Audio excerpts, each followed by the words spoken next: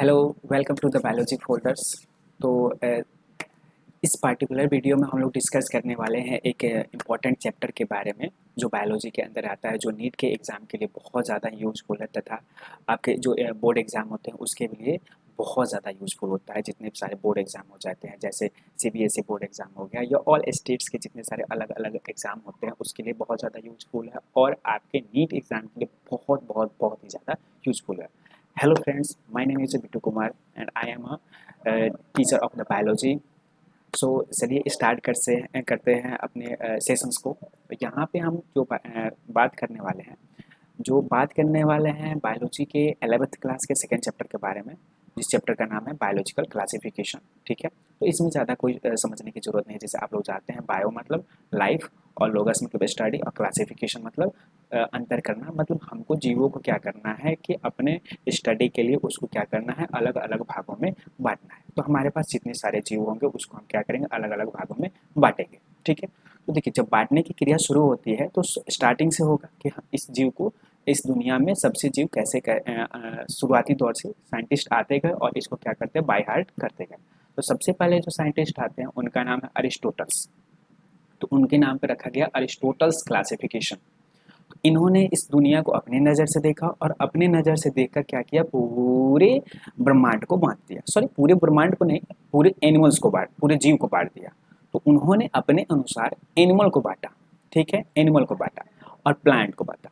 तो प्लांट जो उन्होंने देखा, उन्होंने उसको तीन भागों में बांट दिया। एक को कह दिया ट्री, एक को कह दिया हर्ब, एक को कर दिया सब। मतलब जो सबसे छोटे हो गए, फिर उसके मिडिल वाले हो गए, फिर सबसे बड़े वाले हो गए। इस तरह से उन्होंने देखा और उसको तीन भागों में बांट दिया। और एनिमल को उन्होंने दो ग्रुप में बांटा। एक के कहा विथ रेड ब्लड एंड एक विथ आउट रेड ब्लड।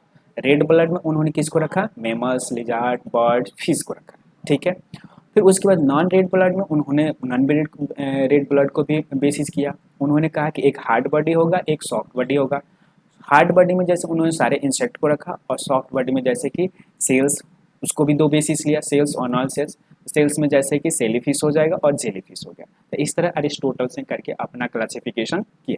ठीक है, फिर आगे बढ़ते हैं। तो फिर वो तो खैर उनका कोई ऐसे ही करके बांट दिया अपने फिजियोलॉजी के आधार पे। ठीक है, उन्होंने अपने देखा और फिजियोलॉजी के आधार पे इसको क्या कर दिया, बांट दिया। फिर हमारे पास एक साइंटिस्ट आते हैं जिनका नाम है कैरोलस लिनियस, है ना। कैरोलस लिनियस 1757 1757 में टू किंगडम क्लासिफिकेशन का डेवलपमेंट किया और इन्होंने अपने नज़र से देखा और अपने नज़रिए से पूरे जीव को दो भागों में बांटा। ठीक है, इन्होंने कहा कि पूरे जीव को, ठीक है, पूरे जीव को एक प्लांट कह दिया और एक को एनिमलिया कह दिया। ठीक है, एक को प्लांट ही कहा और दूसरे को एनिमलिया कहा। अब कह दिया कि भाई ये प्लांट है, जैसे कि उन्होंने सारे प्लांट जितने दिखने वाले थे प्लांट वाले सबको प्लांट में रख दिया और जितने एनिमल दिखने वाले थे सबको एनिमल में रख दिया, कोई बेसिस ही नहीं लिया। तो जब कोई बेसिस नहीं लेते हैं तो क्या आता है, उनके ड्रॉबैक आ जाते हैं। ड्रॉबैक मतलब उनमें कुछ त्रुटियां आ गए। अब त्रुटियां क्या है देखते हैं। जैसे कि उन्होंने अपने बात में कहा, जैसे प्रोकैरियोट में कहा बैक्टीरिया और साइनोबैक्टीरिया। ठीक है, यूकैरियोट में जैसे फंजाई हो गए, फिर मोजेस हो गया, फॉर्न हो गया, जिम्नोस्पर्म हो गया एंड एंजियोस्पर्म हो गया। मतलब इन्होंने ये एक फंजाई को भी रख दिया, मोजेस की भी रख दिया, फॉर्न, जिम्नोस्पर्म, एंजियोस्पर्म, ये प्लांट्स के टाइप्स होते हैं जो आगे हम लोग डिस्कस करने वाले हैं। Where including under the plant, plant के अंदर ही रख दिया। चलो भाई, फंजाई भी प्लांट के अंदर रख दिया और बाकी सारे जितने मोजेस फॉर्म जितने सारे उसको भी प्लांट के अंदर रख दिया, based on the presence of the cell wall. वो भी किसके अकॉर्डिंग कर रहे हैं, तो उनका रहा सेल वॉल के ऊपर। चलिए भाई, ये कैसे हो सकता है भाई, प्लांट जो हो गया उस पर तो हम मान लेते हैं कि सेल वॉल होता है, जो सेलुलोज का बना होता है, जो हम लोग को आंखों से दिखता है, हरा कलर का होता है। लेकिन अगर हम बात करें कुछ ऐसे भी जीव है जिसके अंदर सेल वाला नहीं होता है। अब उन्होंने कह दिया कि भाई चलो भाई सबको इसी के अंदर रख देते हैं, तो ये उनका ड्रॉबैक हो गया। बट देखिए, but they are widely different in the other features. जो क्या था, दूसरे फीचर से क्या था, बहुत ही अलग था। ठीक है, ये पहला उनका ड्रॉबैक। चलते फिर दूसरा देखते हैं। इट इंक्लूड्स यूनिसेलुलर और मल्टीसेलुलर। यूनिसेलुलर भाई, यूनिसेलुलर इसके अंदर उन्होंने यूनिसेलुलर को भी रख दिया, मल्टीसेलुलर को भी रख दिया, इसको भी नहीं बांटा।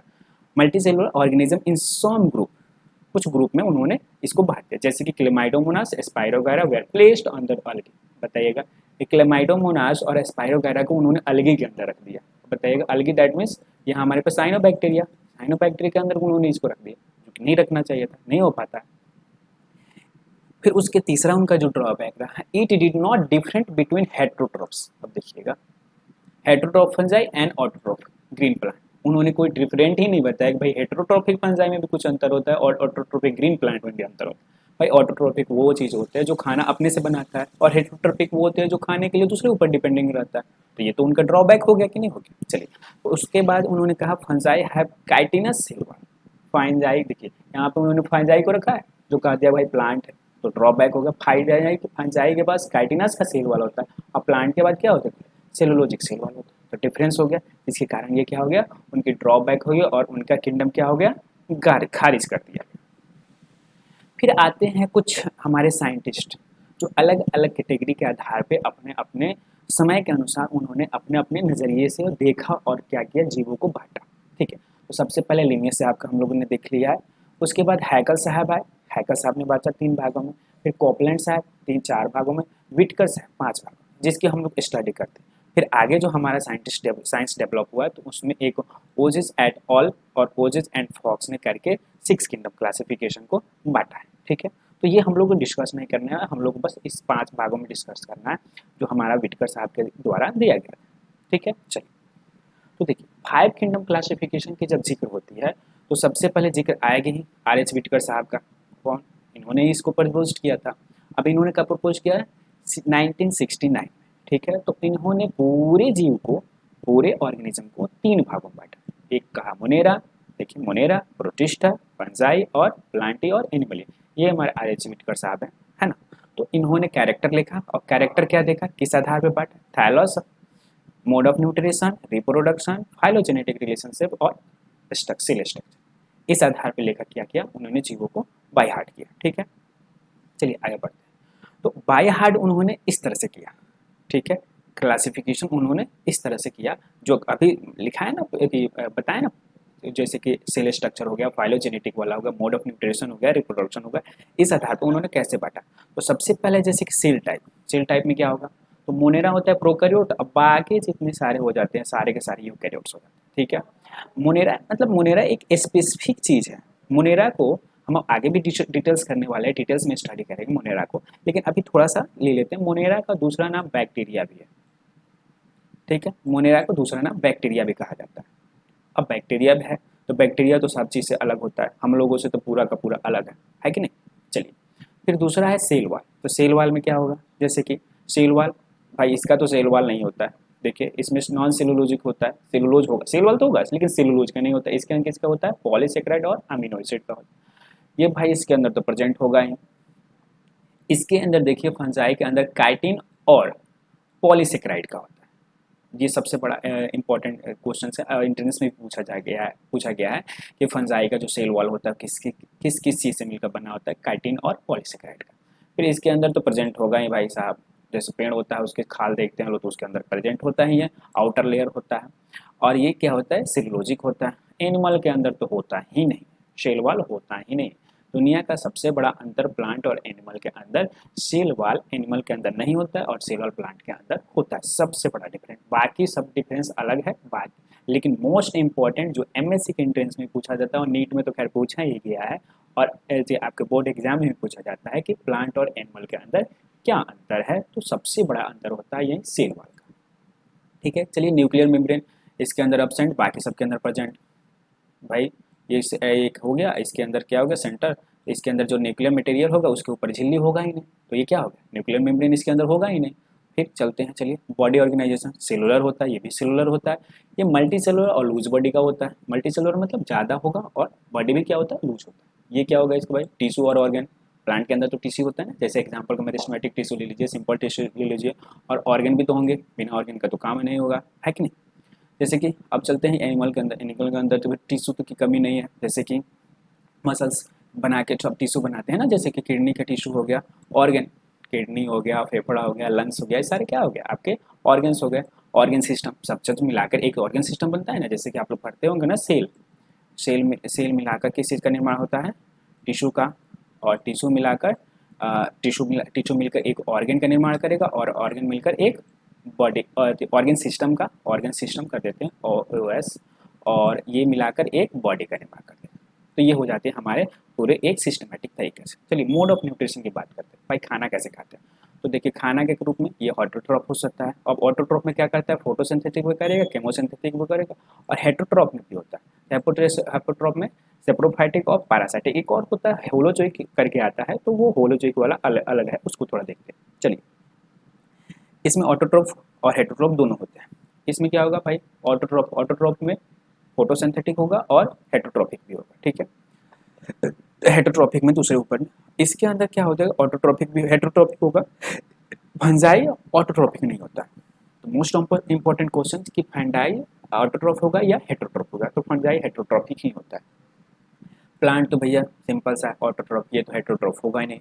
और हम लोग जो हैं बढ़िया से हेटरोट्रॉफिक होंगे, जो क्या होता है खाने के लिए दूसरे के ऊपर निर्भर रहते हैं। तो होता है क्या है भाई, छीन के खा लो, जैसे सब कोई चोर होते हैं हम लोग सब कुछ ही दूसरे किसी का खाना चुरा के खाते हैं। जैसे प्लांट अपना खाना बनाता है, हम जाते हैं उसे छीन लेते हैं और खाते हैं, नहीं भाई तुमको नहीं खाना है हमको खाना है, तो हम लोग क्या कर लेते हैं, उसको छीन के आराम से खा लेते हैं।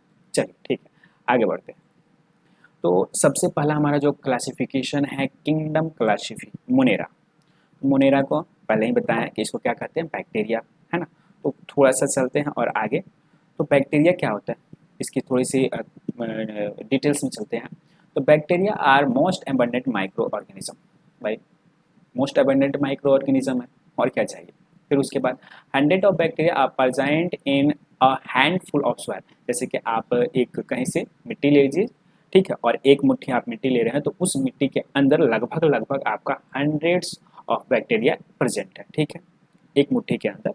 चलिए फिर उसके बाद they also live in extreme habitats such as hot spring, desert, snow and deep ocean. भाई अब बताइए, ये जो होता है, मतलब आप ये कह दीजिए कि बैक्टीरिया आर फाउंड एवरीवेयर, वो कहीं भी रहता है। तो कहीं भी, जैसे कहीं भी मतलब आप कहिए कि भाई सरगर्म स्थान जहाँ पे बहुत ज़्यादा गर्मी है, जहाँ पे बहुत सारा ज़्यादा टेम्परेचर है, जैसे कि 10,000 डिग्री सेल्सियस, 10,000 डिग्री सेल्सियस की क्या बात करते, तो वो किसी डिग्री सेल्सियस पे ग्रो कर सकते, जैसे कि हॉट स्प्रिंग, वोल्केनो जी, इरेप्शंस, ये सब क्या होता है, वोल्केनो इरेप्शंस, ज्वालामुखी जो फटता है उसका टेम्परेचर क्या होता है, देखते हैं वहाँ पे मिट्टी भी लावा के रूप में निकलने लगता है, आग के रूप में। तो सोचिए वहाँ पे कितना टेम्परेचर होगा, वहाँ पे भी बैक्टीरिया ग्रो करता है। आगे बात करते हैं कोई ऐसे कौन से बैक्टीरिया, डेजर्ट, भाई तो आपको पता है, snow, deep of ocean, ocean के अंदर भी पाया जाएगा। लेकिन बैक्टीरिया का क्या होता है, मेनी आर पैरासाइट्स होता है। पैरासाइट का मतलब क्या होगा भाई, वो अपने खाने के लिए किसी दूसरे के ऊपर डिपेंडिंग रहेगा। और साथ में पैरासाइट का काम भी क्या होता है, हम तो लेंगे भी और आपको देंगे भी, यही काम, लेंगे बढ़िया चीज़ और देंगे खराब चीज़। अब लेंगे हमसे तो खाना ले लिया, लेकिन हमको देगा बीमारी, तो ये तो खराब चीज़ हो गया ना।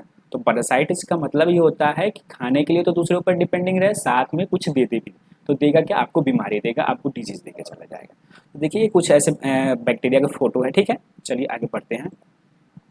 अब जो सेप के आधार पे आते हैं, तो सेप के आधार पे बैक्टीरिया 4 प्रकार के होते हैं, ठीक है। सेप के आधार पे on the basis of shape bacteria are 4 type. तो पहले कोकस, कोकस में क्या होगा, स्फेरिकल, स्फेरिकल का मतलब समझते हैं गोला, है ना। तो कोकस जो गोले के रूप में होगा ना, उस चीज तरह के बैक्टीरिया को हम कहते हैं कोकस बैक्टीरिया, ठीक है। एक होता है बैसिलियस, बैसिलियस में क्या होगा, रड से, और रड का मतलब जैसे स्टिक होता है, स्टिक तो सबको ही देखा रड की तरह होता है, घरों में जैसे घर बनता है तो रड खरीद के आता है, छड़ लगा आता है ना, लग तो रड की तरह, तो सिंपल सा रड की तरह दिख रहा है ना, एक रड की तरह, तो ये हो जाता है आपका रड से बैक्टीरिया हो जाएगा, या बैसिलियस इसको बैक्टीरिया का है। फिर उसके बाद विब्रियम या विब्रियो इसको भी कहा जाता है, ये कोमा सेप्ट होता है। कोमा जैसे कि आप लिखते हैं ना कि राम मोहन आम खाता है, कोमा मोहन को नहीं दिया, तो ऐसे कोमा करते हैं ना, सिंपल सा उसी तरह से दिख रहा है ना, एक कोमा की तरह होता है। तो ये होता है कोमा सेप्ट बैक्टीरिया, और इस बैक्टीरिया को विब्रियम बैक्टीरिया कहा जाता है। भाई उसके बाद क्या है, स्पाइरलम, स्पाइरल होता है, स्पाइरल होता है स्प्रिंग जैसा, स्पाइरल सीधा होगा, स्पिरिलम बैक्टीरिया हो जाएगा। जैसे कुछ एग्जांपल, जैसे कि आपका ये कौन सा हो जाएगा, देखिए स्ट्रक्चर देखिए गोला है ना, स्ट्रिप्टोकोकस निमोनिया का एक एग्जांपल है। ये रड दिख रहा है ना, रड तरह का, ये देखिए आपका किस तरह का, इस तरह का है ना, स्पिरिलियम का तरह का, ये विब्रियो का हो जाएगा, मतलब कोमा वाला में हो जाएगा। इस ये आपका इस तरह से कट बाय हार्ड किया हुआ है, ठीक है, देखिए इस तरह से। तो आप लोग इस तरह से समझ सकते हैं। चलिए अगला आगे बढ़ते हैं। अब बैक्टीरिया का स्ट्रक्चर की हम बात करें तो देखिए क्या क्या कहता है कि bacteria structure is very simple but they are complex in behaviour and so metabolic diversity. भाई बैक्टीरिया का जो स्ट्रक्चर होता है बहुत ही आसान होता है। जैसे आप इस तरह से करिए और एक फ्लैजिला डाल दीजिए और उसके अंदर सारे कंपोनेंट जो भी अपना है, देखिए ये बैक्टीरिया सिंपल सा एक फ्लैजिला सिलिया डाल दीजिए ऊपर से और इसके अंदर बस न्यूक्लियोइड्स डाल दीजिए, साइटोप्लाज्म डाल दीजिए, हो गया एंजाइम। बट लेकिन जो इसका मेटाबॉलिक एक्टिविटी होती है वो काफ़ी भी कम्प्लेक्स होती है कि भाई ये कभी भी कुछ भी बना सकता है, ये कभी भी कुछ भी रिएक्शन करके कुछ भी बना सकता है, ये इसका कोई फ्लेक्सिबिलिटी है ये नहीं।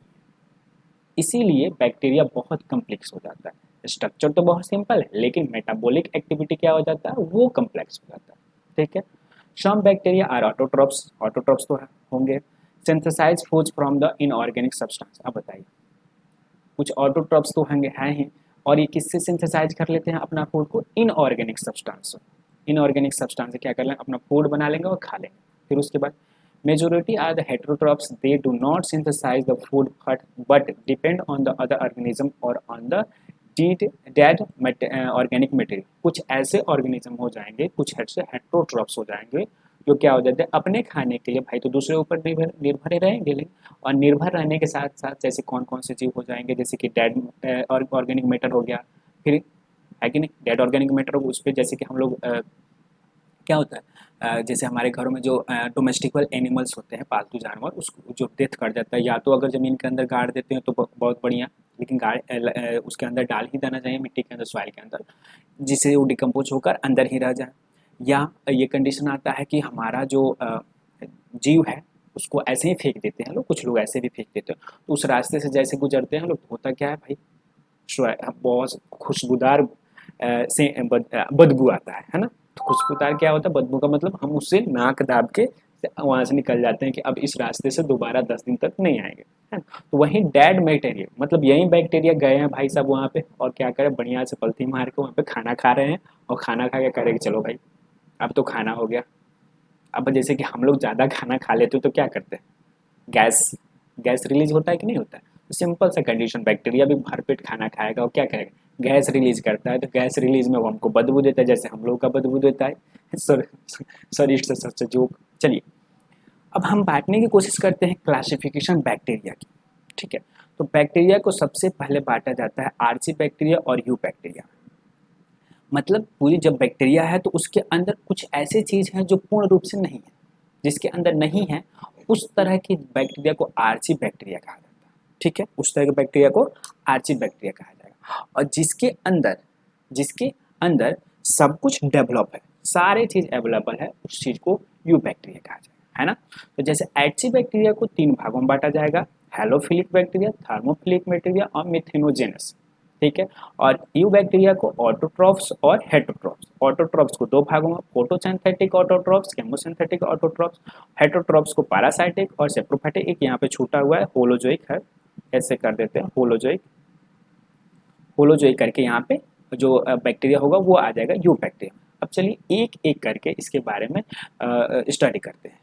तो सबसे पहले हमारा क्या होगा, आरसी बैक्टीरिया होगा। आरसी बैक्टीरिया में क्या होगा, they live in harsh behaviour such as extreme salty area, halophilic जिसे कहा गया, हॉट स्प्रिंग जिसे थर्मोएसिडोफिलिक कहा गया, एंड मार्सी एरिया जिसे मिथेनोजेनस कहा गया। मतलब वैसे बैक्टीरिया जहाँ पे हम सोच नहीं सकते हैं, जा नहीं सकते हैं, वहाँ पे भी ये ग्रो करता है, वहाँ पे भी ये पाया जाता है। जैसे सॉल्टी एरिया, जैसे समुद्र हो गया। अब समुद्र में हम लोग रह पाएंगे, समुद्र के सबसे डीप ओशन में जहाँ पे केवल नमक है, वहाँ पे भी हमारे बैक्टीरिया पाए जाते हैं, जिस बैक्टीरिया का नाम है सॉल्टी एरिया, जिस एरिया का नाम, और उस तरह के बैक्टीरिया को हेलोफिलिक बैक्टीरिया कहते हैं। अब बताइए वहाँ पे जाना पॉसिबिलिटी तो कभी हो नहीं सकती है। फिर हमारा आ जाता है हॉट स्प्रिंग। भाई गर्म की बात करते हैं, अगर हम 10 डिग्री हमारा जैसे कि टेम्परेचर है नॉर्मल, हम लोग 45 पे हम लोग बेचैन हो जाते हैं, 45 डिग्री सेल्सियस पे। और हॉट स्प्रिंग जैसे कि ज्वालामुखी फटती है, अब सोचिए भाई ज्वालामुखी की टेम्परेचर अप्रॉक्सीमेट हम मान लेते हैं 1000 डिग्री सेल्सियस, 1000 डिग्री सेल्सियस। अब बताइए इतने पे कौन जिंदा रहेगा, लेकिन हमारा हाई भाई साहब है थर्मोएसिडोफिलिक बैक्टीरिया, वहाँ पे जिंदा रहता है। अब बताइए एक और आगे बढ़ते हैं, जैसे कि मार्सी एरिया। अब मार्सी एरिया जैसे मिथेनोजेनेस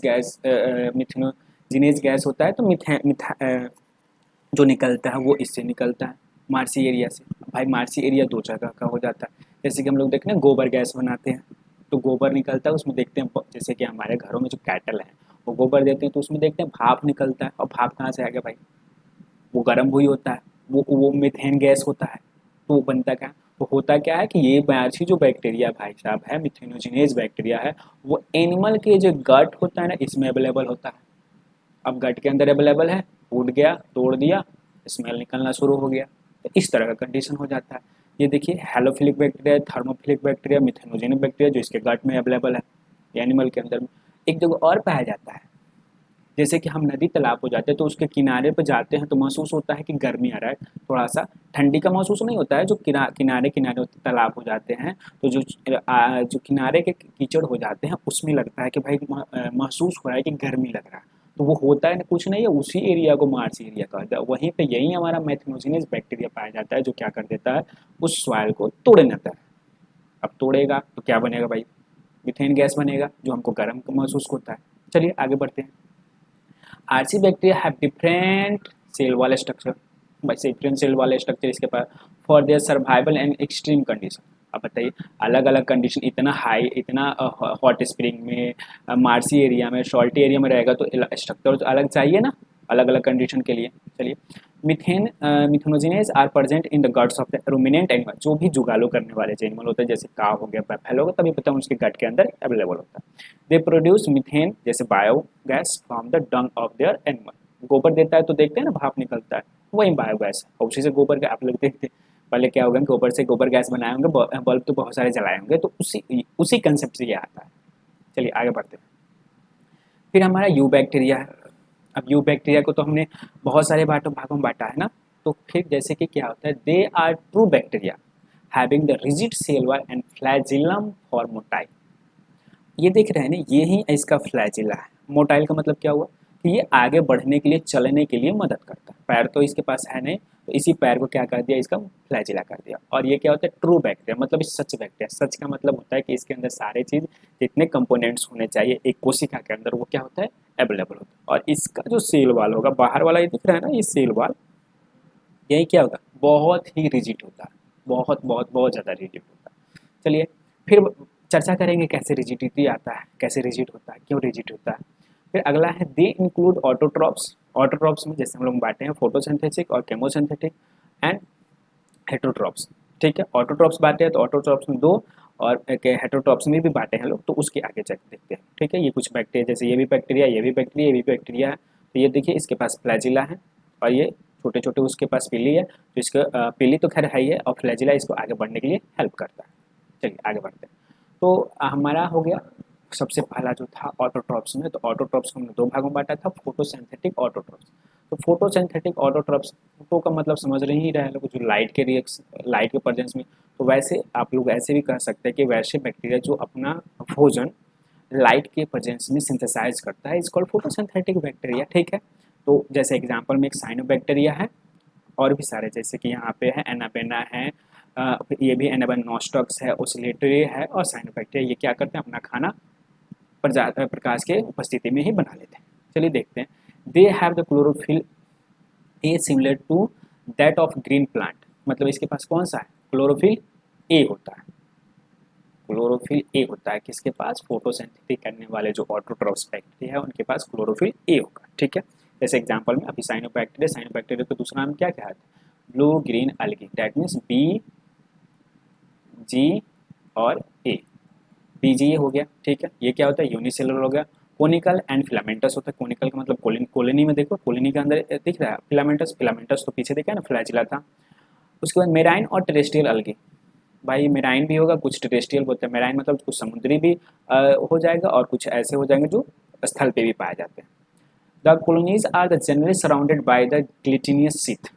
ये जो कॉलोनी होगा, ये दिख रहा है कॉलोनी, ये किसके द्वारा सराउंडेड है, एक जिलेटिनियस शीट के द्वारा क्या है, सराउंडेड होता है। ये एक इंपॉर्टेंट क्वेश्चन है, ठीक है, वीपीआई करके, ये सराउंडेड होता है। फिर आगे बढ़ते हैं, they often from the blooms and the polluted water bodies, मतलब कहाँ पे, ये बहते हुए और पोल्यूटेड वाटर की जगह पर मिल जाते हैं। जैसे पानी जहाँ पे बहता रहता है वहाँ पे मिलेंगे, और पोल्यूटेड जगह पर मिलेंगे। जैसे कि हम लोग चापाकल के ऊपर, चापाकल के पास देखते हैं ना, सहवाल लग जाता है, तो क्या है, दिस इज द अलगी और this is the also cyanobacteria, this is the types of the cyanobacteria, ठीक है, तो उसके अंदर ये चीज़ें हो जाती है। चलिए, some of the fix atmospheric N2 भाई, जो साइनोबैक्टीरिया होता है इसका सबसे बड़ा काम क्या होता है कि हमारे एटमॉस्फेयर के बहुत सारे परसेंटेज को फिक्स करता है नाइट्रोजन का। It specialised cell call heterocyst. ये देख रहे हैं ना, ये यहाँ का एक अलग सेल है और ये एक अलग सेल है, तो इसी को हेट्रोसिस्ट सेल्स कहा जाता है। और यही हेट्रोसिस्ट सेल क्या करता है, हमारे एटमॉस्फेयर के अंदर नाइट्रोजन को फिक्स करने का काम करता है। इसके अलावा और भी सारे जैसे एग्जाम्पल नॉस्टॉक और एनाबेना आपको बताए ही हैं। चलिए आगे बढ़ते हैं। अगला हमारा क्या है, केमोसिंथेटिक ऑटोट्रॉफ्स, ठीक है। तो केमोसिंथेटिक ऑटोट्रॉफ्स में क्या हो जाएगा कि भाई केमिकल के द्वारा अपना सिंथेसाइज करेगा। तो देखते हैं, they oxidise inorganic substance such as nitrates, nitrides and ammonia and use the release energy for ATP production. भाई हमारा मेन मोटिव क्या होता है, हम खाना खाते हैं तो हमारे बॉडी के अंदर जाकर वो टूटता है, तो टूटता किस में, एटीपी में। तो ये क्या करेगा, इसके अंदर जो मटेरियल्स है जैसे नाइट्राइट्स हो गया, नाइट्रेट्स हो गया, अमोनिया, मतलब ये सारे इनऑर्गेनिक सब्सटेंस है, और ये इसके बॉडी के अंदर जाएगा और एटीपी के टूटेगा और इसका एनर्जी रिलीज होगा तो अपना जिंदा रहेगा। हम लोग और ऑर्गेनिक सब्सटेंस लेते हैं, जैसे ग्लूकोज क्या है, एक ऑर्गेनिक सब्सटेंस है, तो वो लेते हैं, तो वो हमारे बॉडी के अंदर जाता है तो ब्रेक करके एटीपी रिलीज करता है, इसके अंदर वो नहीं है, फिर भी एटीपी रिलीज कर रहा है। चलिए, they help in recycling nutrients like nitrogen, phosphorus, iron and sulphur. ये क्या करता है, जो नाइट्रोजन हो गया, सल्फर हो गया, आयरन हो गया और सल्फर्स हो गया, सल्फरस और आयरन एंड सल्फर, इसको रिसाइकलिंग करने, इस न्यूट्रिएंट्स को रिसाइकलिंग करने में क्या करता है, हेल्प करता है। जैसे कि ये ग्रीन सल्फर बैक्टीरिया है, पर्पल सल्फर बैक्टीरिया है, ये बिपिरो है, ठीक है, ये अपना अलग बैक्टीरिया है जो हमारा केमोसिंथेसिस का काम करता है। तो चलिए, फिर उसके बाद है हमारा हेटेरोट्रॉफिक बैक्टीरिया।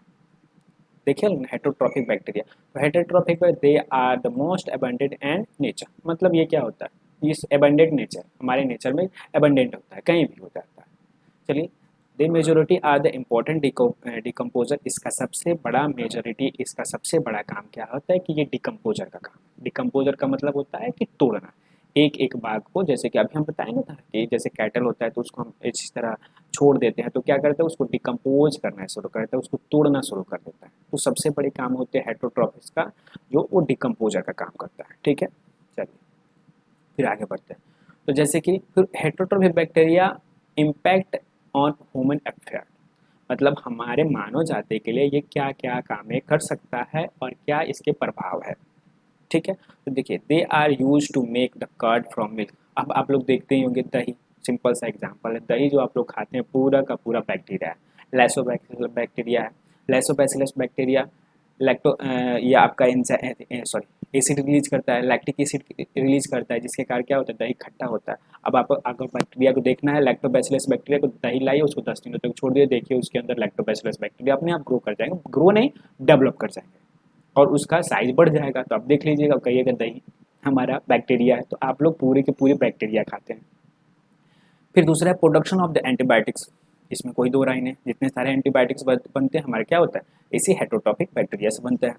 फिर उसके बाद fixing nitrogen in leguminous root it, मतलब जितने सारे दलहनी पौधे हैं, तो लिगुमिनस रूट है, दलहनी पौधे हैं, उसकी जड़ में नाइट्रोजन फिक्सेशन का भी काम ये करता है। फिर उसे some are pathogens causing disease, मतलब कुछ ऐसे भी, अभी तो बताया, कुछ ऐसे भी होंगे जो क्या करेंगे भाई, डिजीज भी देंगे, जैसे कि विब्रो कोलेरा, ये हमारे पास क्या करना, बढ़िया सा बीमारी देगा, ठीक है। जैसे कि यहाँ पे दिखा है कोलेरा, टाइफाइड, टेटनस एंड क्रिकियस कैंसर, ये हमारे सब किसके द्वारा आता है, हेटेरोट्रॉफिक बैक्टीरिया के द्वारा, मुफ्त में देते हैं लोग बिना काम के। चलिए आगे बढ़ते हैं। अब हमारे पास है मोनेरा का रिप्रोडक्शन कैसे होता है। तो मोनेरा का जो रिप्रोडक्शन होता है, तो बैक्टीरिया प्रोड्यूस मिलने बाय फ्यूजन। फ्यूजन का मतलब क्या होता है कि एक से दो भागों में टूट जाए, देखिए फ्यूजन हो गया, एक भागों से दो भागों में टूट जाता है, तो ये फ्यूजन हो जाता है। फिर under unfavourable condition they produce spores, जैसे इसका कंडीशन दूसरा सा होगा, ये क्या करना शुरू कर देगा, स्पोर्स बनाना शुरू कर। अब स्पोर्स के जैसे कि ये एक देख रहे हैं, इसके अंदर छोटे छोटे स्पोर्स दिख रहे हैं ना, अब क्या होगा, ये स्पोर्स फटेगा और एक बार में बहुत ज़्यादा बन जाएगा, है कि नहीं। चलिए, ये हो गया स्पोर्स फॉर्मेशन का। फिर उसके बाद है they also reproduce by the sort of the sexual reproduction, DNA transfer from the one bacteria to other. अब ये आराम से ये भी कर लेता है कि क्या करता है, अपना डीएनए दूसरे बैक्टीरिया के डीएनए के अंदर आराम से ट्रांसफर कर देगा और दूसरे जीव को बना लेगा। तो ये एसेक्सुअल रिप्रोडक्शन के द्वारा होता हो गया, है कि नहीं। चलिए आगे बढ़ते हैं। फिर उसके बाद है मोनेरा बैक्टीरिया माइकोप्लाज्मा। माइकोप्लाज्मा भी इसी बैक्टीरिया के अंदर एक अलग कैटेगरी को करके रखा गया है, ठीक है। चलिए देखते हैं। They are organism without a cell wall, they are the smallest living cell. मतलब सबसे छोटा सेल भी क्या है, माइकोप्लाज्मा ही है, ठीक है, सबसे छोटा सेल स्मॉलेस्ट। और ये क्या होगा, इसके पास देखिए विदाउट सेल वॉल का है भाई साहब, इसके पास सेल वॉल है ये नहीं, देख रहे हैं, ये लिपोप्रोटीन है। देखिए बाहर वाला क्या है इसका, ये लिपोप्रोटीन का बना हुआ है, सेल वॉल तो है ये नहीं, तो सेल वॉल है नहीं, तो हो गया क्या, ये माइकोप्लाज्मा हो गया। They can survive without oxygen. अब बताइए, ये मतलब दुनिया का कहिएगा तो ऐसा जीव है जिसको ऑक्सीजन की ज़रूरतें नहीं, बिना ऑक्सीजन के लिए ही जी जाएगा। कुछ ऐसे भी जीव होंगे ना, जिनको कुछ ऐसे भी जीव हैं जिसको सबसे पहले ऑक्सीजन चाहिए, किसी न किसी काम के लिए, तोड़ने के लिए चाहिए, जिंदा रहने के लिए चाहिए, उसको ऑक्सीजन चाहिए, O2 तो चाहिए, किसी भी हालत में चाहिए। लेकिन ये ऐसे जीव है भाई साहब जिसको ऑक्सीजन की ज़रूरत ही नहीं, ठीक है। चलिए फिर many are pathogenic in animal and plant. भाई ये भी क्यों बचा रहा है, ये भी क्या करता है, प्लांट और एनिमल के ऊपर पैथोजेनिक मतलब बीमारी देने वाले, मुफ्त में बीमारी देने वाले जीव होते हैं। तो चलिए दोस्त, आज के वीडियो में इतना ही रहने थे, फिर मिलते हैं अगले वीडियो में। Thank you.